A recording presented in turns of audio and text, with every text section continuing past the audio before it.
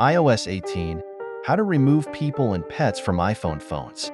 First, open your iPhone Photos app and scroll down and see here people and pets. Let's see how to remove it from your iPhone photos.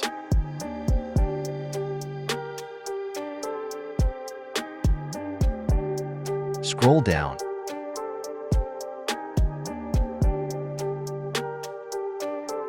Then tap on Customize and Reorder. Then tap on People.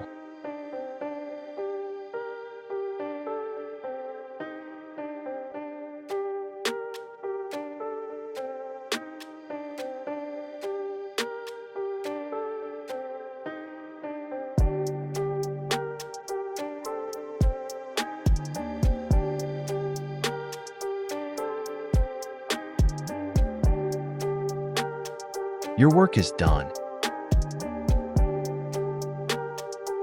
Thanks for watching.